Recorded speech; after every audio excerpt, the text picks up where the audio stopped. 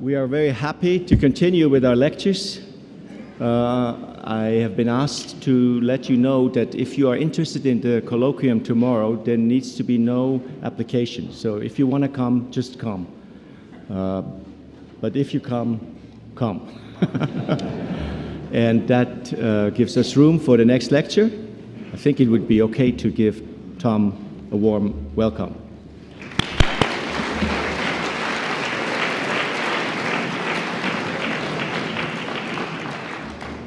Thank you, vielen Dank, merci beaucoup.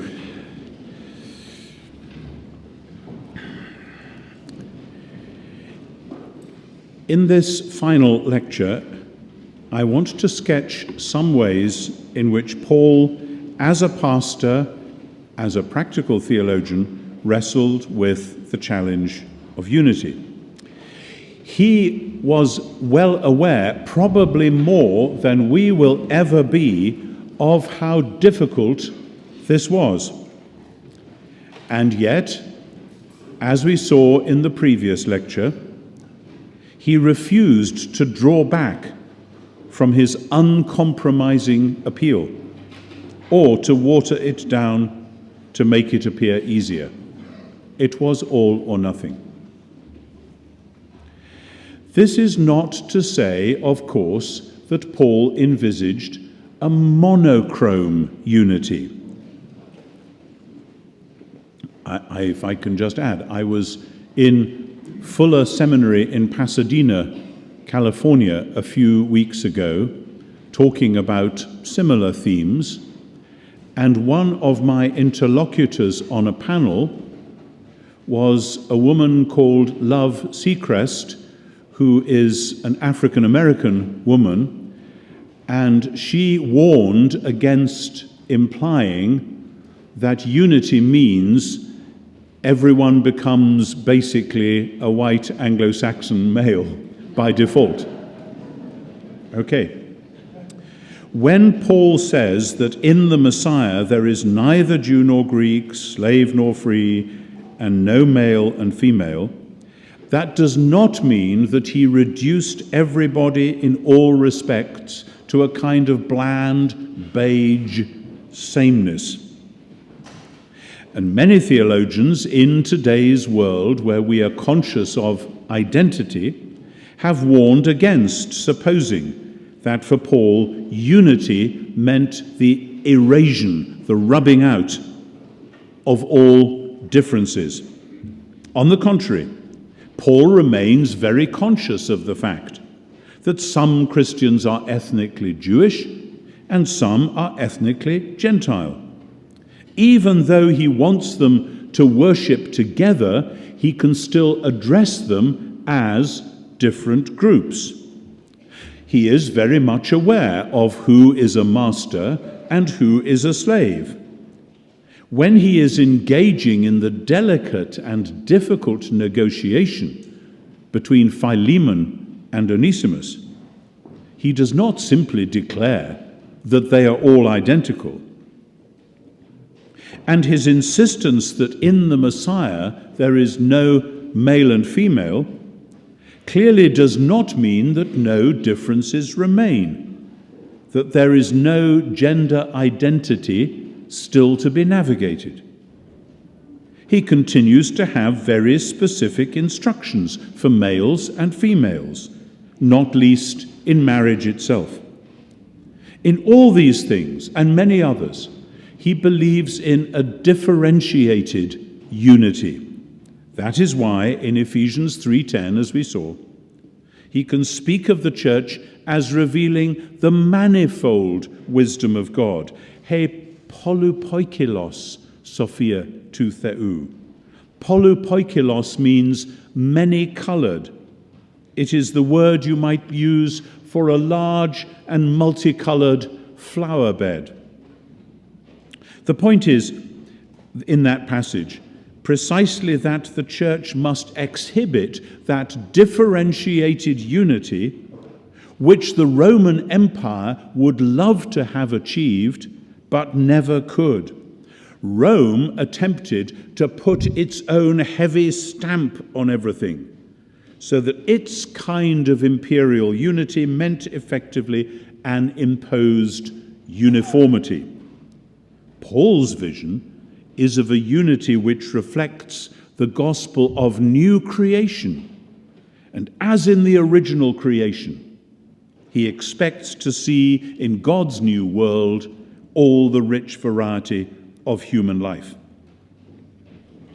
Okay, that immediately raises the question, which has become a major issue in many generations of Christian life, ecclesial life. Who is to say what differences are still appropriate and what differences are now to be erased? If, as in Colossians 3, there is neither Jew nor Greek, circumcision, uncircumcision, barbarian, Scythian, slave or free, and if the Messiah is panta en passin, all in all, like God himself in 1 Corinthians, what will this look like in practice? To come at this question, I want to explore 7 different areas, each naturally quite briefly, in which Paul's appeal for unity emerges into practice. The first of these 7 is shared worship. This takes us back to Romans 15. Though this passage is often neglected when you lecture on Romans in a university or seminary, often you run out of time as you run over, and you end up doing the last 3 chapters in the last half hour. I have done that myself. It's very bad.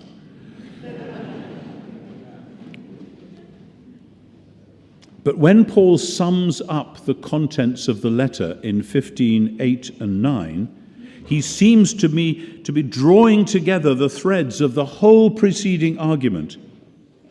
Many have made the case that one of the crucial things he's doing in 14 and 15 is applying the larger theological picture of chapters 1 to 11 to the specific practical situation in Rome. Rome seems to have contained many different house churches, some at least of which will have been highly suspicious of some of the others. You don't mount an argument like Romans 14 if there is no need for it. Why would you draw attention to divisive points if nobody was insisting on them? But it is significant that in chapter 14, and as far as verse 6 of chapter 15, Paul never mentions the words Jew, Greek, circumcision, uncircumcision. These only come in with 15:8 once the main work of the argument is done. Up to that point, he only refers to the particular issues. Some of us prefer to eat just vegetables, while others eat whatever they want. Some of us prefer to keep special holy days. Others don't. He will not say Jew, Greek, circumcised, uncircumcised. He wants to play down those differences in order to be able to say that these differences are things we can live with.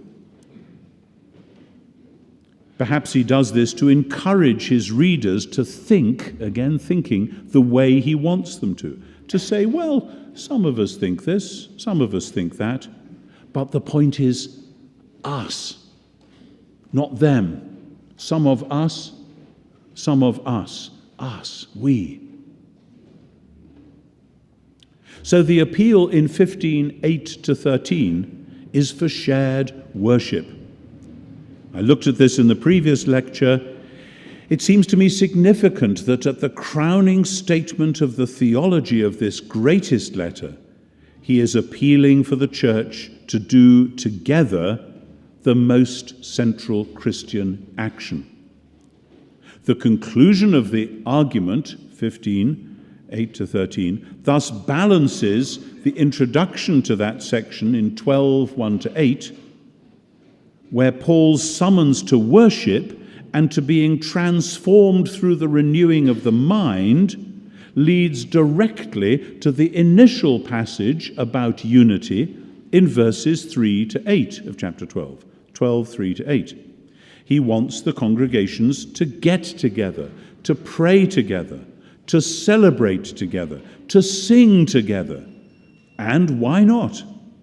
This is where the previous argument was going, as we see in the summary at 15 verses 5 and 6. He says, I pray that God will give you the gift of thinking among yourselves in accordance with Messiah Jesus. Thinking among yourselves in accordance with Messiah Jesus. You should hear there the strong echoes of Philippians 2, verse 5. As I've been saying all week, theology in the service of unity. The aim, as perhaps there with the great hymn that follows in Philippians 2, is that with one accord and one voice they should glorify the God and Father of the Lord Jesus the Messiah. Now, the practicality of this in Rome, we may suspect, wasn't much different in principle to the practicalities we would face today if we were to insist among different Christian groups that we should all get together and sing God's praises. Of course, historically, we wish we knew what sort of music they used in the different house groups, house churches in Rome, and what sort of liturgies, if any. There will have been surprises, things to learn, things to puzzle over. But actually, shared praise of the God we know as the Father of Jesus, the Lord, is not actually that difficult. The central truths of the gospel are held in common, and we should celebrate them. And worship is at the heart of all Christian life, as it is at the heart of all Jewish life. And there is no reason why it should not be shared, and there is every reason why it should be. It's the first thing, shared worship. The second thing, much harder then as now, is the shared table. Paul faced this question, as we saw in Galatians 2 and at Antioch before, which he there reports. His argument is uncompromising. All those who belong to the Messiah, all those who believe in Jesus the Messiah, belong at the same table, no matter what their ethnic or moral background. We do not know whether the particular issue in Antioch had to do with specifically Eucharistic table fellowship, or whether that would be simply a special case of a wider challenge.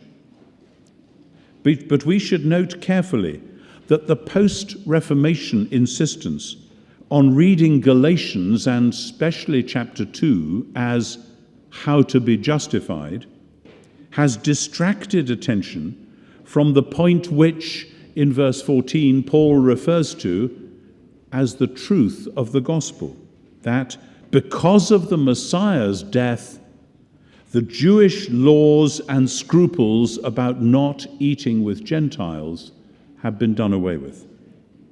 I, through the law, died to the law. That is no doubt paradoxical, but its thrust is quite clear. Namely, Paul, as a Messiah-believing Jew, that is, as a Jew who believed that the crucified Jesus was Israel's representative Messiah, Paul could not hold back from sharing table fellowship with all those who shared Messiah faith. For Paul, to deny this was to deny the cross, to deny that with the Messiah's cross, the ethnic boundary lines had been done away with, on the one hand, and the Gentile sinners had been welcomed in, on the other hand.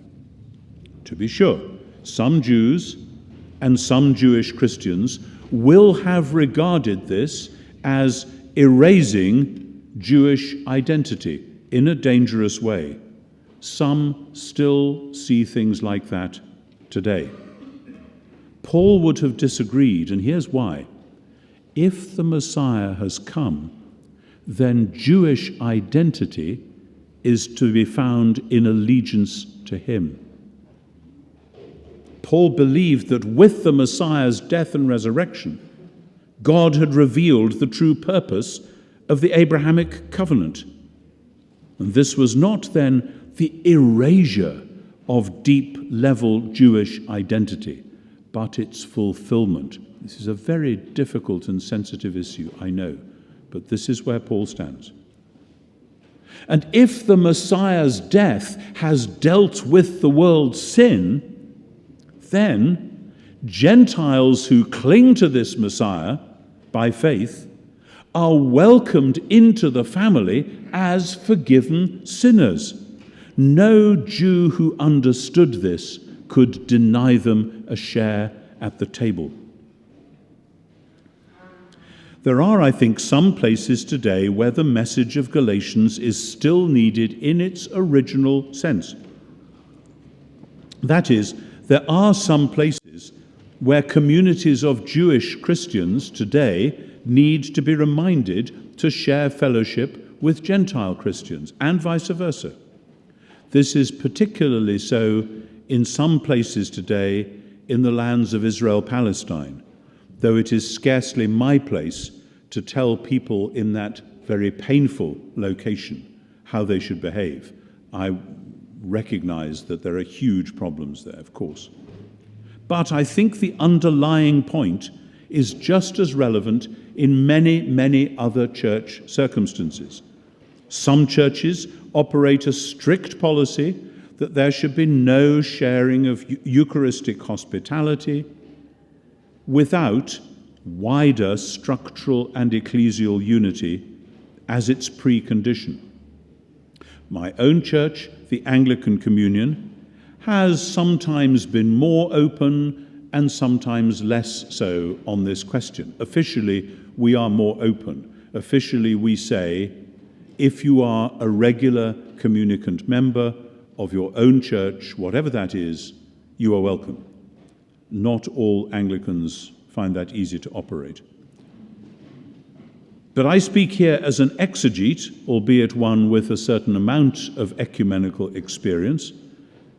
I believe that part of the message of Galatians for today's church is that all those who believe in Jesus belong at the same table, in Eucharistic fellowship as well as at other meals.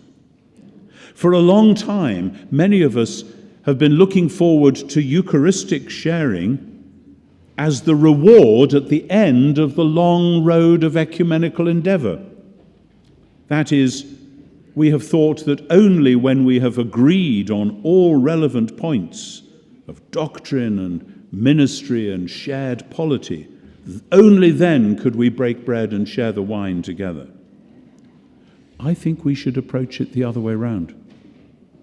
Not as an act of undisciplined or unprincipled freedom, but precisely according to the discipline and principle which Paul lays down in Galatians 2. And I suspect that if we could somehow see our way to sharing the Lord's Supper together, we might well find that many other sharings would follow. Indeed, I sometimes wonder if that is what is holding us back. Perhaps we are afraid that once we had met at the Lord's table, most of our people would soon be asking why we weren't doing everything else together as well. And I think Paul would heave a sigh of relief when that happened. And I think that the principalities and powers, the secular authorities, not least our secular media, would have a sharp intake of breath at that point. They would be alarmed, and rightly so. They would see something happening which might send a signal to them that the church really did mean what it says. Perhaps a signal that Jesus really is the world's true Lord. I'll come back to this. So first, shared worship. Second, shared table. And the third thing on which Paul insists as part of the pathway to a rich mutuality and sharing in fellowship is shared money.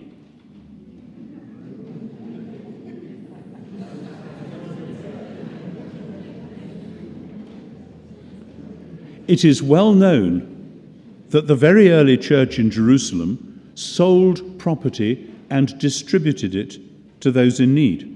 Now, when this point is raised, people often say, as though to avoid the challenge, that in Paul's churches, people did still possess houses and lands.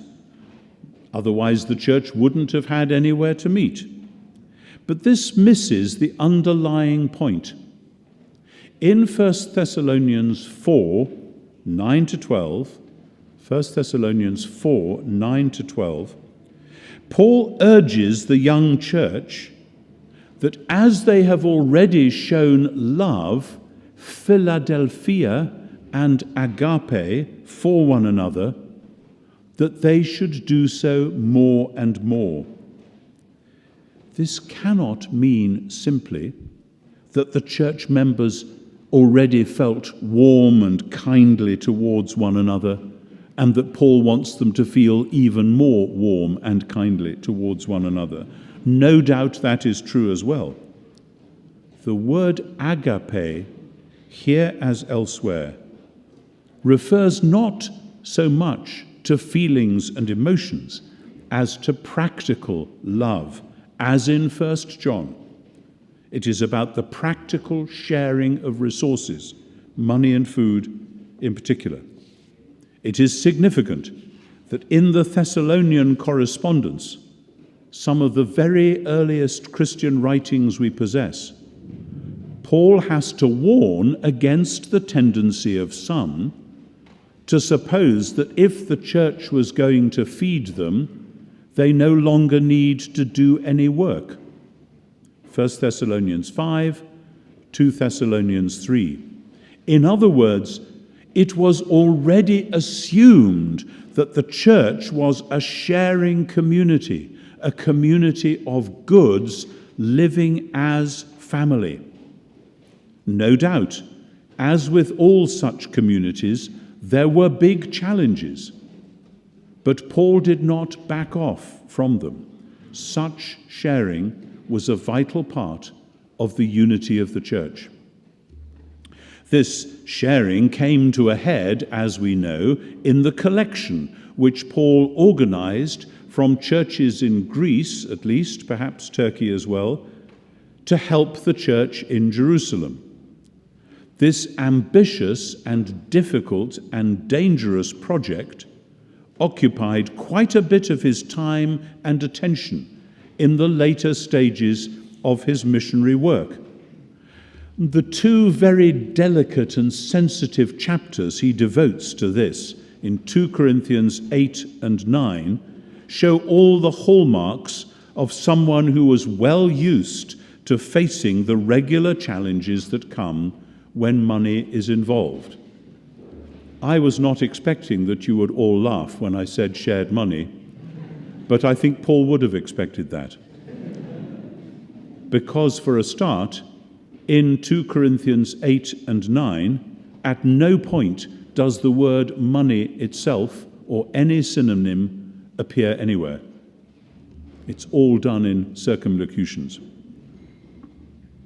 And in case we might have missed the point, he makes it clear in Romans 15 that the underlying purpose of this major exercise in fundraising was about the unity of the church, the unity between the far-flung Gentile Christians on the one hand and the Jerusalem-based Jewish Christians on the other. They needed to know they were part of the same family. Now, Paul, we might suppose, could have regarded the Jerusalem church with considerable resentment. He had been faithful to his side of the bargain in Galatians 2, 1 to 10, but had they? He had been preaching the gospel and welcoming Gentiles into the Messiah's family. But they, or some group like them, had been sending, or at least tacitly authorizing, rival missions, insisting on continued Torah observance, and hence on Gentiles getting circumcised and people obeying the food regulations. Paul might have been forgiven for wanting to cut his links and develop his work among the Gentiles, seeing the Spirit doing powerful deeds and people coming to believe and to form communities of transformed living. But Paul's imperative to full unity was far stronger than any such pragmatic reflections. He no doubt knew, better than we do, with our limited sources, the extent of anti-Jewish sentiment in the wider non-Jewish world. If we read the Roman literature of the time, we have the sneers of Juvenal and Martial and others. Paul knew, that's what we know from the literary sources, but Paul knew what people muttered in the wayside inns.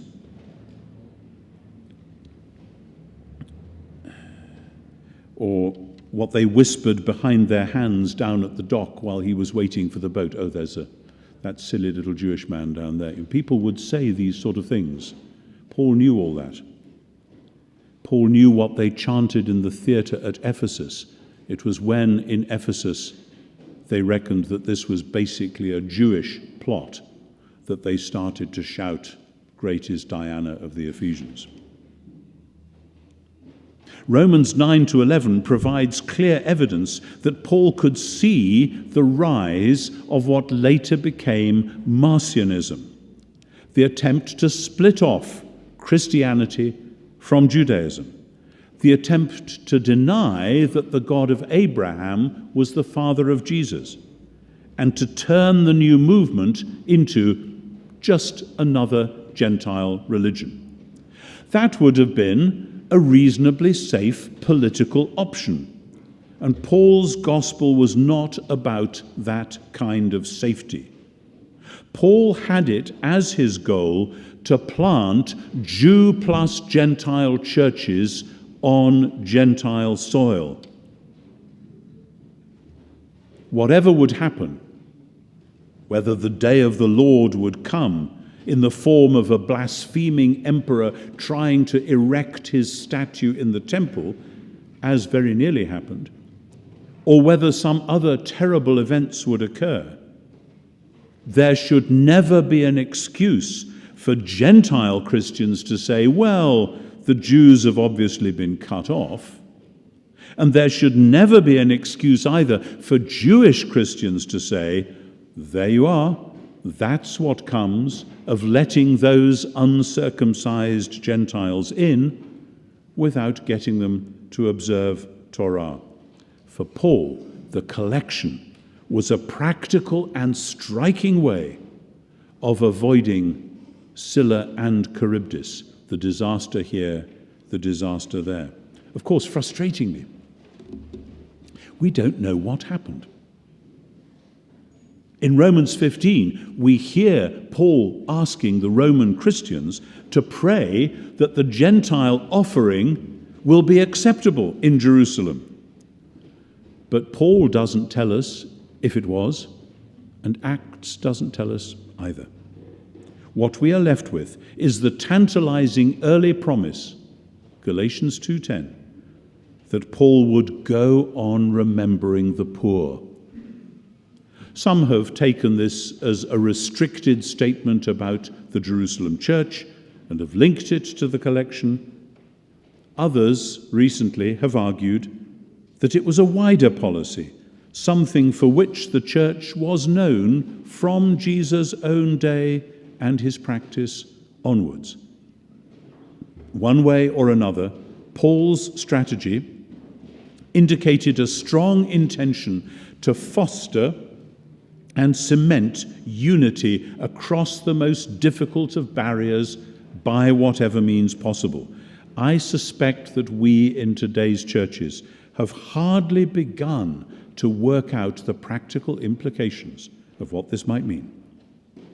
Shared ecumenical resources would be a great step in the right direction if only someone would show the way. The fourth theme is probably the most difficult for us, and I suspect for Paul himself. I mentioned it, I think, yesterday or the day before, in answers to questions and so on. This is the navigation of controverted questions which Paul believes to be of secondary importance. Things which came to be called adiaphora, things indifferent. I've already spoken about 1 Corinthians 8 to 10 and Romans 14, and we must briefly return to them for this. 1 Corinthians and Romans are not identical here. In 1 Corinthians, Paul is dealing specifically with the question of food offered to idols. In Romans, he is addressing a much wider range of issues. Underneath the question in 1 Corinthians is the question of whether a Christian who believes that an idol has no real existence is therefore free not only to eat any and all meat offered for sale in the market, but also to go into the idol's temple. Paul, as a pastor, knows that you can't force consciences. You can teach someone the true, strong line, idols don't exist, so food offered to them still in fact belongs to the one true God, but you cannot then assume that their conscience has caught up with the teaching you have given them. Someone who had been accustomed not only to eat idol food, but to take part in all the dubious activities that went with that, not least drunkenness and sexual malpractice, might well be tempted, realizing they were eating that food again, to think that they might as well carry on with those other practices too. Perhaps that is why Paul has inserted chapters 5 and 6 before he gets to the discussions in 8, 9, and 10. He wants to make it abundantly clear before he even starts talking about temples and what might happen there, that there is a clear and definite standard of behavior when it comes to sex, money, lawsuits, and other things too. These things are not adiaphora. But this then opens the way for him to provide a pastorally sensitive and practical guideline through the questions posed to him. The messianic monotheism of 1 Corinthians 8, with its revised Shema, remains basic, and this means above all that the love which it reveals, the love of God, the answering human love for God, and the love for one another, which ought to be at the heart of Christian fellowship, these must be the determining factor. The principle that some things may be good and right, but are in themselves indifferent, that principle is vital for healthy ecclesial living. And so too is the balancing principle, that if something is right for this person, but will cause that person a crisis of conscience, then the first person must abstain. Of course, this principle can be abused. It is possible for the people Paul calls the weak to dig in their toes, to insist that their consciences are so fragile that the strong will never be able to exercise what Paul sees as their rights. This is a second-order pastoral problem. It seems to me that Paul, having dealt so sensitively with the first stage, would have been able to deal with that second stage as well.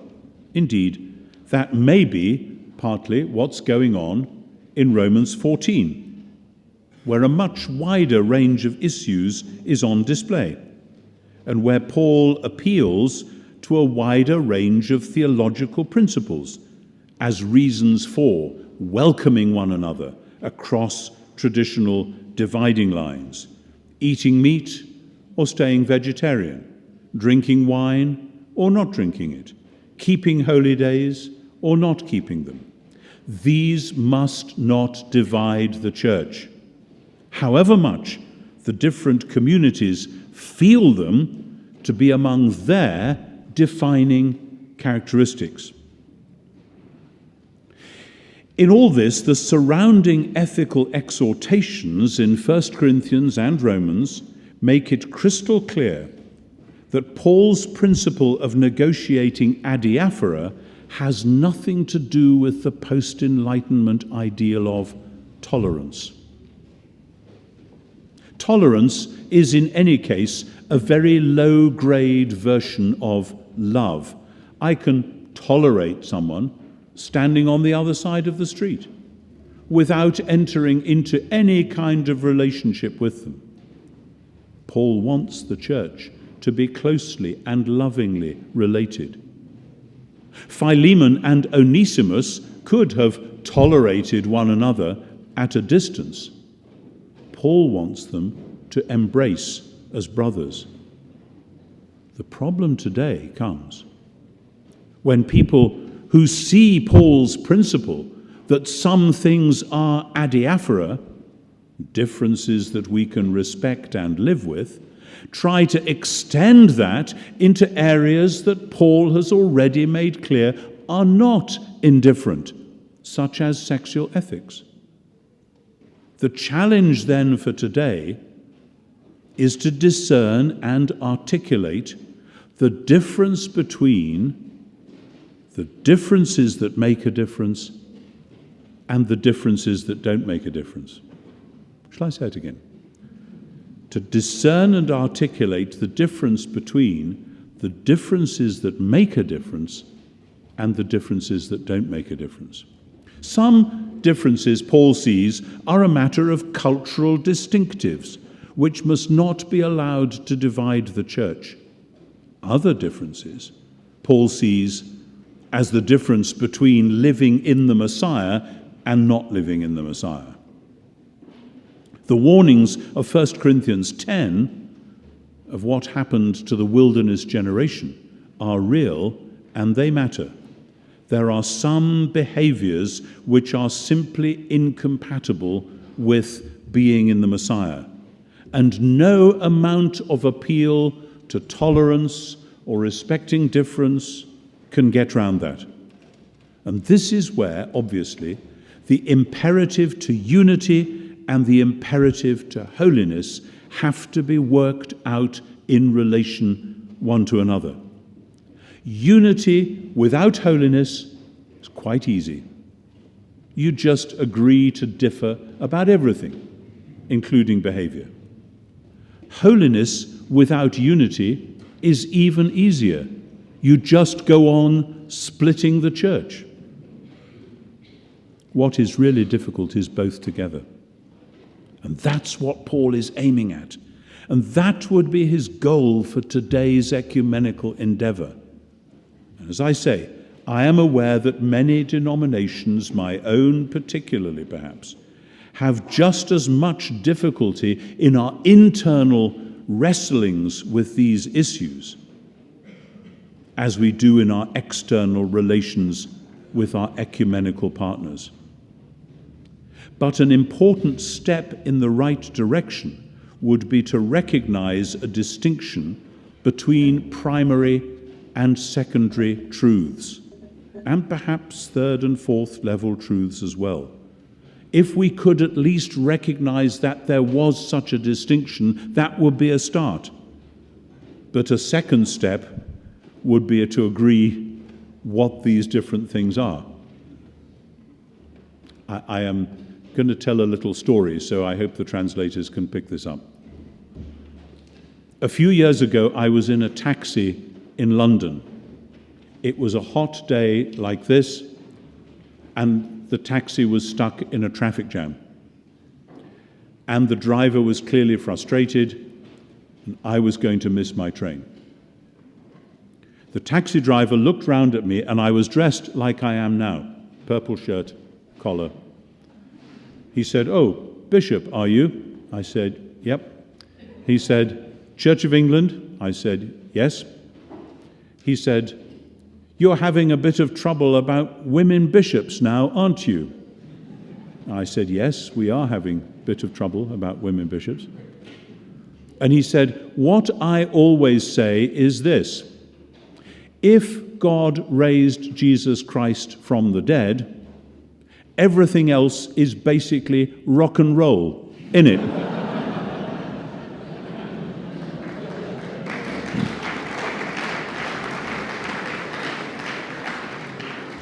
And I sent my colleague in Durham a text message to tell him what I had just heard, and he said, "There is your sermon for Easter morning."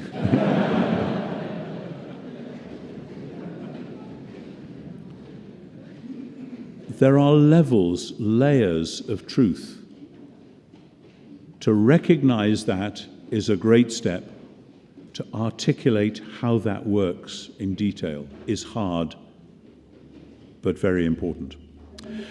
That was my fourth theme about adiaphora. My fifth theme is reconciliation. Paul in 2 Corinthians describes his own ministry as being one of reconciliation. And in many of his letters, we can see what he means. He urges the different churches in Rome to welcome one another. In Philippians 4, he urges 2 women who we don't know anything else about, Euodia and Syntyche, to agree together in the Lord. And he knows that the latter 2 may need some help with doing that. So he urges his true yoke fellow, whoever that is, to come alongside them. This indicates a particular role or vocation within the ecumenical endeavor, both within a congregation or denomination and between different groups. Individuals and groups and churches will not necessarily be able to reconcile without help. Paul was very conscious of his own role in being a reconciler. We can see this gloriously displayed in the little letter to Philemon. It's worth repeating. I said this, I think, the first morning. Within a few sentences, Paul reaches out one arm to embrace Onesimus as his beloved son, his very heart, and he reaches out the other arm to Philemon as a brother and partner in the gospel, one who owes him his very heart. Philemon and Onesimus are to be reconciled in Paul. But for Paul, this means that they are being reconciled in the crucified Messiah. That's what he means in verse 6, which is usually mistranslated. He says that Philemon must come to a realization of everything good that is in us into the Messiah. It's an odd phrase, but Paul means what he says. Into the Messiah. As in Ephesians 4, they are to grow up in every way into the Messiah. That is, they are to express in their reconciliation the larger truth that in the Messiah there is no slave or free. They are to embody the reconciliation, which is God's will for all things. They are to be living signs of the gospel.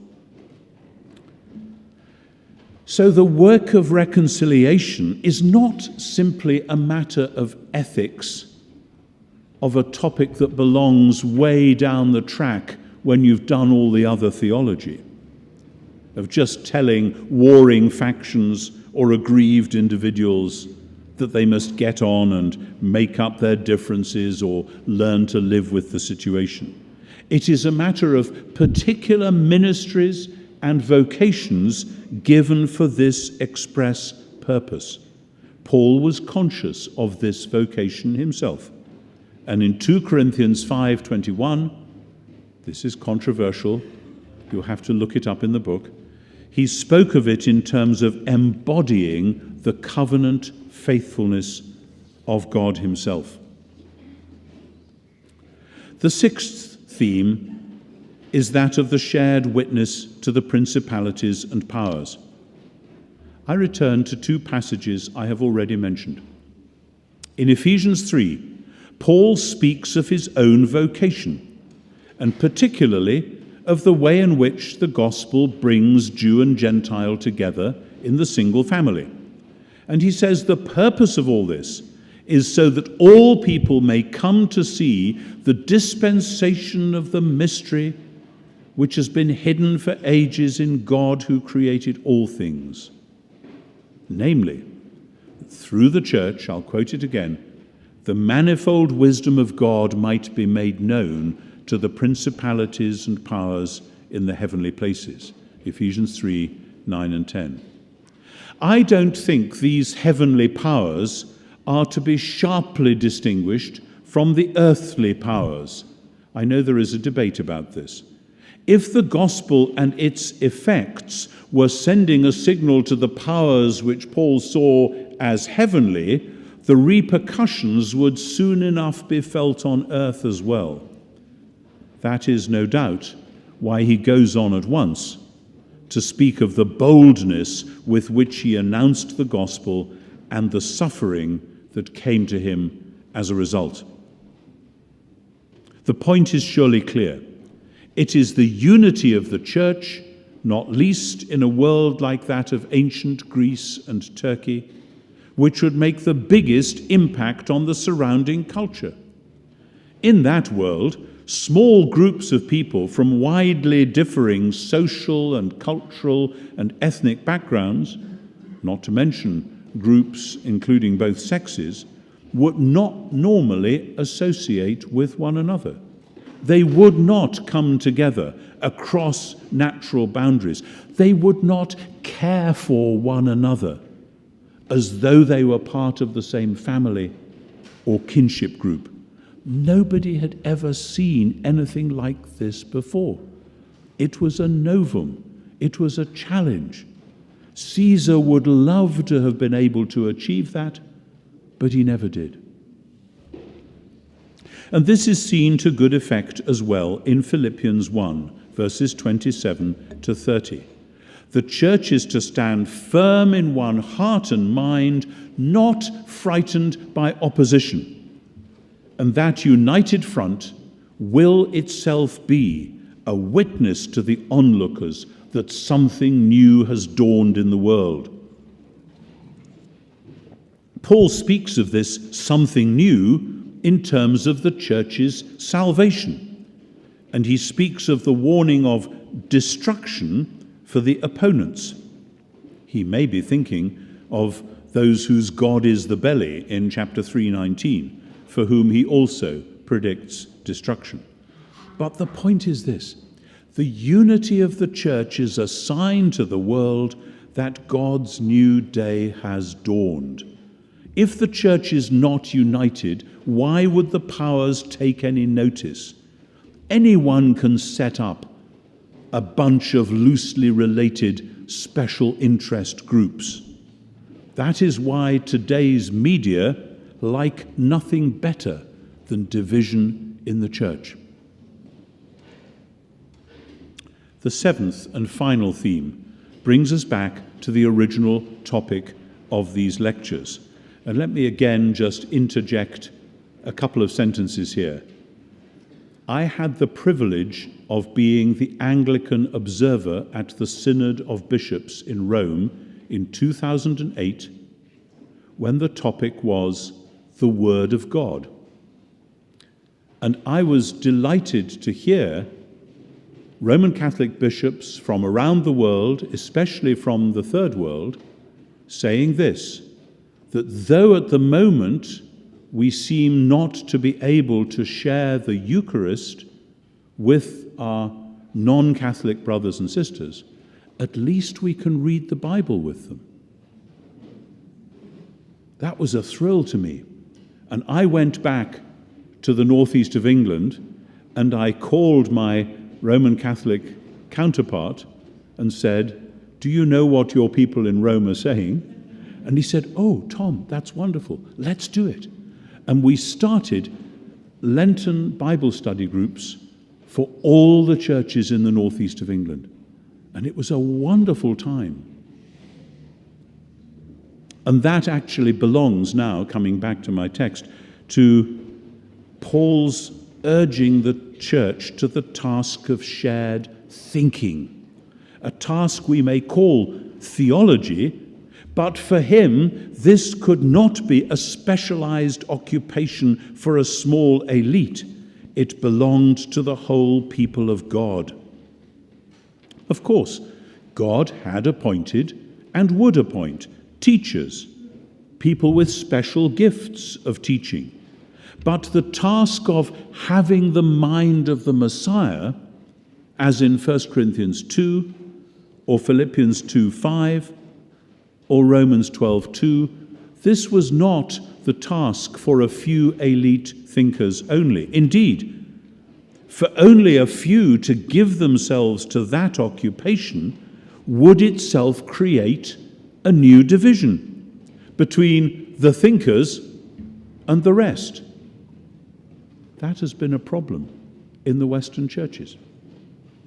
Paul wants them all to be thinkers. He wants them all to learn to think in the new way, the messianic way, the Spirit-led way. If the sign of the new way of thinking is that they submit to one another in love, this is something in which all must be involved. But this final task of theology is not for Paul something detached from or other than the life of prayer and worship with which we began. One of the fascinating things about Paul's theological task is the way in which theology and prayer flow into and out of one another.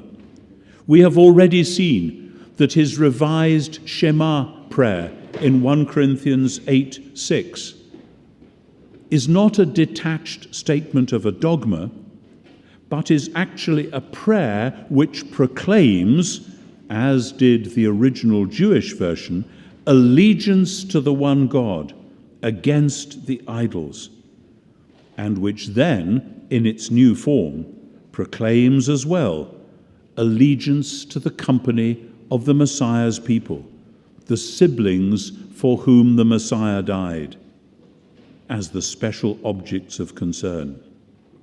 And in the same way, Paul sets up letter after letter with opening prayers, which are also opening statements of a thought-out theological point which he is going to expound in the letter. The great theological poem in Philippians 2 is flagged up as indicating the pattern of the Messiah's mind, so that the imperatives of love, fellowship, and holiness will group themselves around this great act of worship. And in Romans 9 to 11, which is arguably his greatest sustained theological argument, Paul begins and ends with prayer. Like some great psalm, it opens with lament and ends with praise. And halfway through, at the crossing point, just like a psalm between the two, we find explicit intercessory prayer for Paul's kinsfolk, that they may be saved. Chapter 10, verse 1.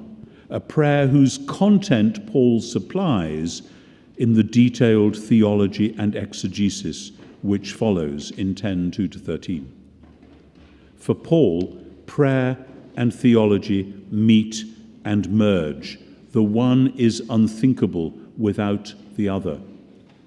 I told the story the first day of Rabbi Akiba, who, when he was being tortured to death, was praying the Shema, "Hear, O Israel, the Lord our God, the Lord is one."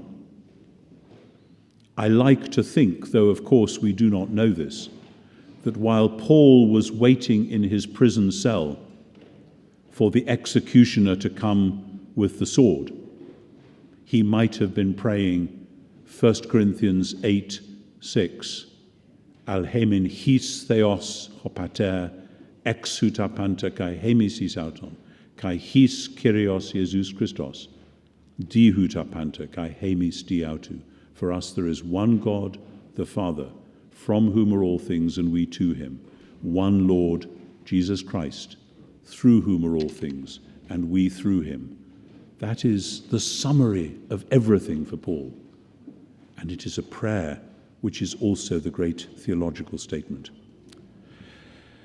So for us, the ecumenical task still looms ahead, like a great mountain with no guaranteed path to the summit. It often seems easier, and as I reach my age, I feel like this about the mountains and about other things as well, it seems easier to stay down below, in our different base camps, talking to ourselves about how difficult the climb is and how much more difficult it would be if we tried to team up with that lot or this lot. Paul would have no time for our fears and, let's be honest, our laziness. The Messiah has been raised from the dead. The Spirit is poured out into our hearts. The principalities and powers are still watching. Indeed, in this internet age, they are watching ever more closely to see whether there is, after all, anything good coming out of this ecclesiastical Nazareth. The tasks of Pauline theology are many and various. They involve many kinds of challenges, but at their center they come back to this one thing. Might we, will we, in our day, so engage with Paul and the gospel he proclaimed that our shared theological task may once more be undertaken in the service of the unity and holiness of the Church. Thank you.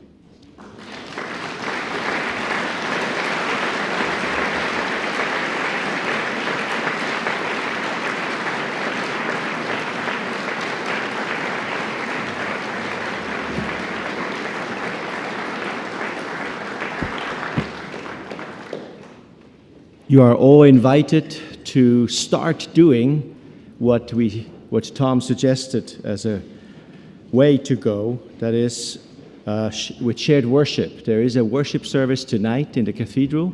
The program says at 7 o'clock. If you want to be there 10 minutes early, we will start singing. We have a choir there. We will start singing 10 minutes early, and at 7 we start with the worship. So you're all invited for that. And now lunch break is on. Other than the 2 other days, we will be back at 2 o'clock. We will start a panel discussion on how to proceed with unity at 2 o'clock sharp. So have a good lunch. Again, the Mensa would like to welcome you. They have a menu for 9 francs. But be back here at 2 o'clock.